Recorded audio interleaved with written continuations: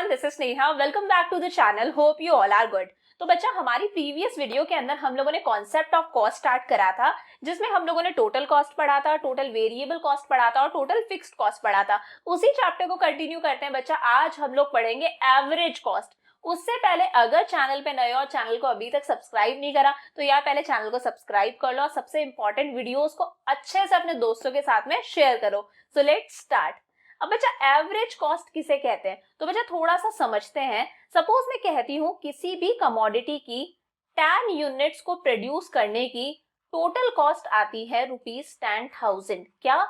किसी भी गुड की 10 यूनिट्स को जब हम प्रोड्यूस कर रहे हैं तो हमारी टोटल कॉस्ट आती है ₹10,000। अब बच्चा, ये तो जो कॉस्ट है वो कितनी यूनिट्स की है? 10 यूनिट्स की है। अगर हमें सिर्फ एक यूनिट की कॉस्ट निकालनी होगी तो हम क्या करेंगे? अगर हमें सिर्फ एक यूनिट की कॉस्ट निकालनी होगी तो हम क्या करेंगे बेटा? इस 10,000 को डिवाइड कर देंगे जितनी भी यूनिट्स प्रोड्यूस करी है। कितनी यूनिट्स प्रोड्यूस करी है? 10। तो बेटा एक यूनिट की कॉस्ट आ गई ₹1000। तो इसी एक यूनिट की कॉस्ट को बोला जाता है एवरेज कॉस्ट। क्या कहते हैं? Average cost, AC. It is the cost per unit of output. किसी भी कमोडिटी की एक यूनिट को प्रोड्यूस करने की जो कॉस्ट होती है उस कॉस्ट को बोला जाता है एवरेज कॉस्ट। समझे यहां तक? अब बच्चा, हम लोगों ने प्रीवियस वीडियो में देखा था total cost is equal to total fixed cost plus total variable cost. तो बच्चा, अगर मैं इस टोटल कॉस्ट को आउटपुट से डिवाइड कर दूं, आउटपुट को हम लोग क्यू से डिनोट करते हैं, तो मुझे मिलेगी एवरेज कॉस्ट। समझे? सेम वैसे ही अगर मैं टोटल फिक्स्ड कॉस्ट को भी आउटपुट से डिवाइड कर दूं तो मुझे मिलेगी एवरेज फिक्स्ड कॉस्ट, और टोटल वेरिएबल कॉस्ट को भी अगर मैं आउटपुट से डिवाइड कर दूं तो मुझे मिलेगी एवरेज वेरिएबल कॉस्ट। तो बच्चा, प्रीवियस वीडियो में हम लोगों ने देखा था TC is equal to TFC plus TVC. Same वैसे यहाँ पर हम लोग देखेंगे AC is equal to AFC plus AVC. Average cost किसके इक्वल आती है? Average fixed cost plus average variable cost. तो सेम वैसे ही जैसे हम लोगों ने पढ़ा था टीएफसी, टीवीसी, टीसी, यहाँ पर हम लोग पढ़ेंगे एएफसी, एवीसी और एसी। तो बेटा एएफसी से स्टार्ट करते हैं। फर्स्ट है average fixed cost, AFC. It is the fixed cost per unit of output. बेटा अगर हम उसी टोटल फिक्स्ड कॉस्ट को आउटपुट से डिवाइड कर देंगे तो हमें क्या मिल जाएगी? Average fixed cost. अभी देखा ना हमने यहाँ पर, टोटल फिक्स्ड कॉस्ट को आउटपुट से डिवाइड कर दो तो हमें क्या मिल जाएगी? Average fixed cost. तो क्या फॉर्मूला हो गया एएफसी का? TFC upon Q. क्लियर है यहाँ तक? अब अच्छा देखो, आउटपुट हम लोगों ने वही लिया है 0 से लेके 6 तक का। ये हम लोगों ने हमारी टोटल फिक्स्ड कॉस्ट ले ली। ध्यान करो, प्रीवियस वीडियो में हम लोगों ने देखा था टोटल फिक्स्ड कॉस्ट क्या होती है? कांस्टेंट, क्योंकि फिक्स्ड फैक्टर्स क्या रहते हैं शॉर्ट रन में? कांस्टेंट। तो ये टोटल फिक्स्ड कॉस्ट हो गई। अब बेटा हमें एएफसी निकालना है। क्या करेंगे? टोटल फिक्स्ड कॉस्ट को किससे डिवाइड कर देंगे? हमारे आउटपुट से। तो बेटा हमारे पास में आ जाएगा एएफसी। 10 को डिवाइड करा 0 से, कितना आएगा? इंफिनिटी। 10 को डिवाइड करा 1 से, 10। 10 by 2 5, 10 by 3 3.3 समथिंग, 10 by 4 2.5। तो बच्चा ये हमारे पास में आ गया हमारा एएफसी, जो आप देखो कंटिन्यू डिक्रीज हो रहा है। 10, 5, 3.3, 2.5, 2, 1.43। तो एएफसी क्या होता है? हमारा कंटिन्यू डिक्रीज होता है। क्लियर है यहाँ तक? अब डायग्राम पे कैसे रिप्रेजेंट करें? तो बच्चा एक्स एक्सिस पर हम लोग दिखाएंगे हमारा आउटपुट, जो भी हमारी यूनिट्स है 0 से लेके 6 तक की। सेम वैसे ही वाई एक्सिस पर हम लोग शो करेंगे हमारी एवरेज फिक्स्ड कॉस्ट। तो बेटा हमारा जब आउटपुट 0 था तो हमारी एवरेज फिक्स्ड कॉस्ट इंफिनिटी थी, शो ही नहीं कर सकते। आउटपुट 1 है, एवरेज फिक्स्ड कॉस्ट कितनी है हमारे पास में? 10। आउटपुट 2, एएफसी कितना है? 5। देखो आउटपुट 2 है, एएफसी कितना है? 5। Output 3, AFC 3.3। आउटपुट 3, एएफसी कुछ 3.3 है। आउटपुट 4, एएफसी हो गया हमारा 2.5। आउटपुट 5, एएफसी है हमारा 2। आउटपुट 6, एएफसी है कुछ 1.43। तो बेटा ये ग्राफ किस तरह से बना है? इस तरह से नीचे की तरफ जा रहा है, कंटिन्यू डिक्रीज हो रहा है, क्योंकि एएफसी हमारा क्या हो रहा है? Continue decrease. बच्चा आपको इन पॉइंट्स को प्लॉट करने की जरूरत नहीं है, ये ना ये सब कुछ आपको लिखना है। आपको सिर्फ एक्स एक्सिस और वाई एक्सिस बनानी है और ये कर्व बना देना है। क्लियर है? यहाँ तक बातें समझ में आती है? अब बच्चा यहाँ पर एक बात जो सबसे इंपॉर्टेंट है, एएफसी कर्व को बोला जाता है रेक्टेंगुलर हाइपरबोला। क्या कहते हैं? Rectangular hyperbola. अब क्वेश्चन ये आता है कि एएफसी कर्व को रेक्टेंगुलर हाइपरबोला क्यों बोलते हैं? तो बच्चा यहाँ पर ध्यान से देखो, किसी भी पॉइंट पर आप इधर से देख लो, इधर से देख लो, बेटा किसी भी पॉइंट से जो हमारे पास में रेक्टेंगल बन रहा है उसका एरिया सेम होगा। यहाँ पर ये रेक्टेंगल बन रहा है, बेटा एरिया कैसे निकलता है, लेंथ इंटू ब्रेथ। तो देखो ये कितना है 10, 10 इंटू ब्रेथ कितनी है 1, 10 1 जा 10, तो हमारे पास में कितना आ रहा है 10 आ रहा है, जो कि किसके इक्वल है, हमारी टोटल फिक्स्ड कॉस्ट। अब बेटा सेम वैसे यहाँ पर इस पॉइंट से देखो, तो बेटा हमारे पास में यहाँ पर लेंथ कितनी है 5, ब्रेथ कितनी है 2, 5 2 जा 10, कितना आ रहा है 10। तो अगर आप किसी भी पॉइंट से एरिया निकालोगे रेक्टेंगल का, तो आपके रेक्टेंगल का एरिया इक्वल आएगा। इस पॉइंट पर देखो आप बेटा, यहाँ पर देख लो, तो बेटा यहाँ पर हमारे पास में लेंथ आ रही है कुछ 3.3 और ब्रेथ है हमारी 3, मल्टीप्लाई करोगे तो कुछ 9.9, वो 10 के इक्वल आ जाएगा। तो बेटा इसे रेक्टेंगुलर हाइपरबोला क्यों बोलते हैं कि अगर किसी भी पॉइंट से आप रेक्टेंगल बना रहे हो तो उस रेक्टेंगल का एरिया क्या होगा, इक्वल होगा, जो कि क्या आएगा, यही 10 जो हमारा टीएफसी है। तो बच्चा हम लोगों ने ये पढ़ लिया हमारा एवरेज फिक्स्ड कॉस्ट। यहां तक का कॉपी करो, आगे का डिस्कस करते हैं। अब बेटा एवरेज वेरिएबल कॉस्ट किसे कहते हैं, क्या बोलेंगे शॉर्ट में, एवीसी। तो बच्चा अगर मैं टोटल वेरिएबल कॉस्ट को आउटपुट से डिवाइड कर दूं तो मुझे क्या मिल जाएगी, मेरी एवरेज वेरिएबल कॉस्ट। सेम वैसे ही जैसे हम लोगों ने पीछे करा था, टोटल फिक्स्ड कॉस्ट को आउटपुट से डिवाइड करा तो क्या मिली, एवरेज फिक्स्ड कॉस्ट। वैसे ही टोटल वेरिएबल कॉस्ट को अगर आउटपुट से डिवाइड करेंगे तो क्या मिलेगा, एवरेज वेरिएबल कॉस्ट। तो it is the variable cost per unit of output. किसी भी गुड की एक यूनिट को बनाने की कितनी वेरिएबल कॉस्ट आ रही है, उसे हम लोग क्या बोलेंगे, वेरिएबल कॉस्ट। देखते हैं टेबल के थ्रू। आउटपुट बेटा हम लोगों ने ले लिया हमारा 1 से लेके 8 तक। यहाँ पर आउटपुट हम लोगों ने 0 नहीं लिया, क्योंकि जब आउटपुट 0 होता है तो वेरिएबल कॉस्ट भी 0 होती है। तो बेटा आउटपुट लिया हम लोगों ने 1 से 8, ये हम लोगों ने हमारी टोटल वेरिएबल कॉस्ट ले ली, जैसे हम लोगों ने प्रीवियस वीडियो के अंदर ली थी। तो बेटा 10, 18, 24, 28, 32, 38, 46, 62 वेरिएबल कॉस्ट बच्चा हमारी आउटपुट के साथ में इंक्रीज होती है। बहुत ही ऑब्वियस है, अगर हम लोग ज्यादा यूनिट्स प्रोड्यूस कर रहे हैं तो हमें ज्यादा लेबर की जरूरत पड़ेगी, ज्यादा रॉ मटेरियल की जरूरत पड़ेगी। तो जैसे जैसे आउटपुट बढ़ता है टोटल वेरिएबल कॉस्ट भी इंक्रीज होती है। अब बच्चा एवरेज वेरिएबल कॉस्ट कैसे निकालेंगे हम लोग, total variable cost upon output. तो टोटल वेरिएबल कॉस्ट को आउटपुट से डिवाइड कर दो, 10 बाय 1 10 आया, 18 divided by 2 9, 24 divided by 3 8, 28 divided by 4 7। तो इस तरह से बच्चा हम लोगों ने क्या निकाली, हमारी एवरेज वेरिएबल कॉस्ट। अब डायग्राम पे कैसे रिप्रेजेंट करेंगे, तो एक्स एक्सिस पर लिखा हम लोगों ने हमारा आउटपुट, वाई एक्सिस पर शो करेंगे हमारी एवरेज वेरिएबल कॉस्ट। अब ध्यान से देखो, आउटपुट 1 एवीसी 10, आउटपुट 1 है एवीसी 10 है, output 2 AVC 9, output 2 AVC 9, output 3 AVC 8, output 3 है एवीसी 8 है, देन 4 पर 7, 4 पर ये हो गया 7। तो बच्चा आप जब इसको इस तरह से बनाओगे तो ये कैसा बनेगा, यू शेप्ड। किस तरह का बन रहा है ये, यू शेप्ड, ठीक है। अब आप लोगों को मैंने पहले भी बताया, आप लोगों को ये सारी चीजें प्लॉट करने की जरूरत नहीं है, सिर्फ क्या करना है, एक्स एक्सिस बनानी है, वाई एक्सिस बनानी है और एक यू शेप्ड कर्व बना देना है। क्लियर है, एवीसी कैसे बनाओगे, सिर्फ एक यू शेप्ड कर्व बना दो, ये सब प्लॉटिंग आपको करने की जरूरत नहीं है। तो बेटा एवीसी यू शेप्ड क्यों बन रहा है, ध्यान से देखना। एबीसी को बेटा ध्यान से देखो, 10 9 8 7 6.4 6.3, बच्चा यहां तक अपना एबीसी डिक्रीज हुआ है, देन 6.3 से 6.6 हुआ, देन 7.7 हुआ, क्या हुआ, इंक्रीज हुआ। तो पहले तो एबीसी डिक्रीज हुआ, देन एबीसी इंक्रीज हुआ। तो देखो पहले एबीसी डिक्रीज हुआ, देन एबीसी इंक्रीज हुआ। तो इसी तरह से जब ये डिक्रीज हो रहा है तब नीचे जा रहा है, इंक्रीज हो रहा है तब ऊपर आ रहा है। That's why ABC is U shape. Clear है यहां तक।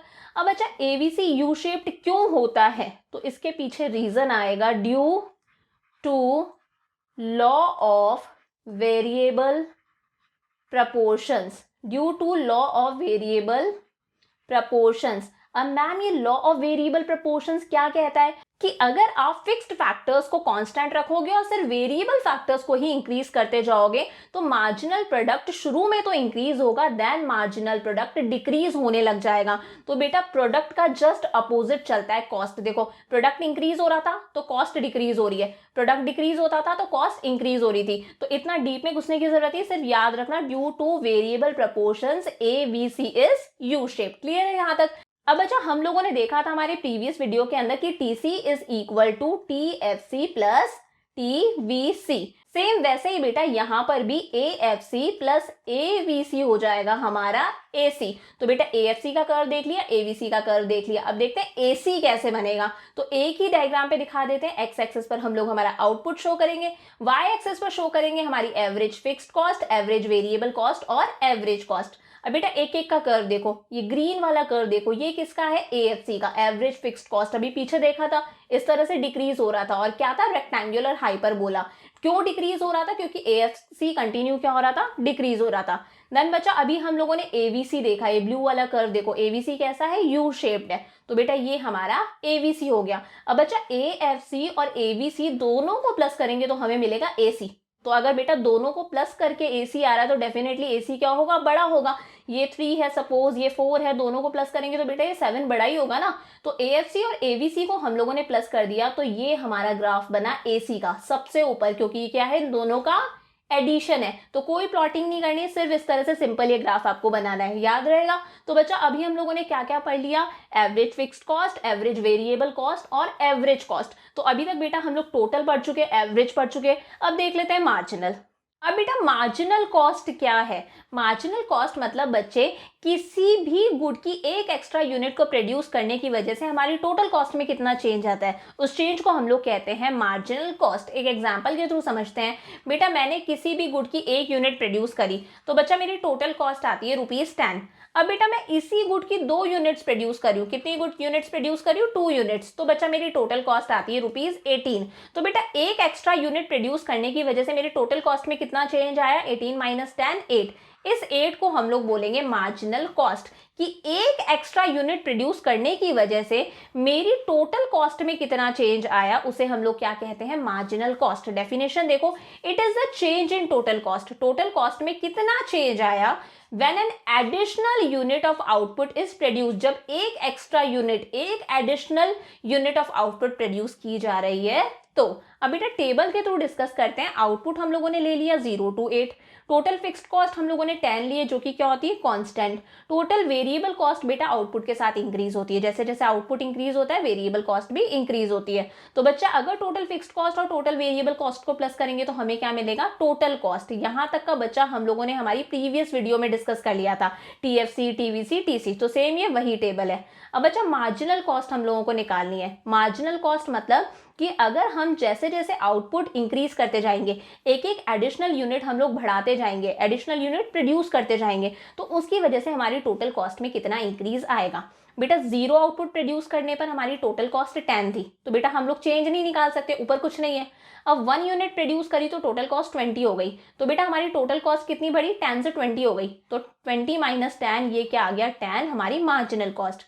2 यूनिट्स प्रोड्यूस करी तो टोटल कॉस्ट अब 28 हो गई, 20 से 28 हो गई, तो 28 माइनस 28, ये क्या है? Marginal cost. तो बेटा मार्जिनल कॉस्ट कैसे निकालनी है? बहुत सिंपल है। जिस लेवल की मार्जिनल कॉस्ट निकालनी है, उस लेवल की टोटल कॉस्ट में से जस्ट पहले वाली टोटल कॉस्ट को माइनस कर दो। देखो फॉर एग्जाम्पल 3 यूनिट्स प्रोड्यूस करी तो टोटल कॉस्ट कितनी है? 34। 34 माइनस 28 कितना आ गया? 6। तो मार्जिनल कॉस्ट मतलब कि एक एडिशनल यूनिट प्रोड्यूस करने की वजह से हमारी टोटल कॉस्ट में कितना चेंज आ रहा है, वही क्या है? Marginal cost. फॉर्मूला डिस्कस करते हैं। Marginal cost n is equal to total cost n minus total cost n minus 1। N क्या है बेटा? हमारा आउटपुट है। एक बार समझते हैं। फॉर एग्जाम्पल बेटा मुझे 6th यूनिट प्रोड्यूस करने के लिए मार्जिनल कॉस्ट निकालनी है, तो मार्जिनल कॉस्ट निकालनी है मुझे 6th यूनिट की। किसकी? 6th यूनिट की मार्जिनल कॉस्ट निकालनी है। कैसे निकालेंगे? टोटल कॉस्ट ले लेंगे 6th यूनिट की। एन क्या है? 6 है हमारा, तो टोटल कॉस्ट 6th यूनिट की कितनी है? 48। ठीक है भाई, उसमें से माइनस कर देंगे टोटल कॉस्ट 6 माइनस 1। 6 माइनस 1 कितना हो गया हमारे पास में? 5th। तो बेटा 5th यूनिट की टोटल कॉस्ट मतलब 48 में से जस्ट ऊपर वाली 42 को हम लोगों ने माइनस कर दिया, तो बेटा 48 माइनस 42 कितना आ गया? 6। ये क्या है? हमारी मार्जिनल कॉस्ट। क्या करा हम लोगों ने?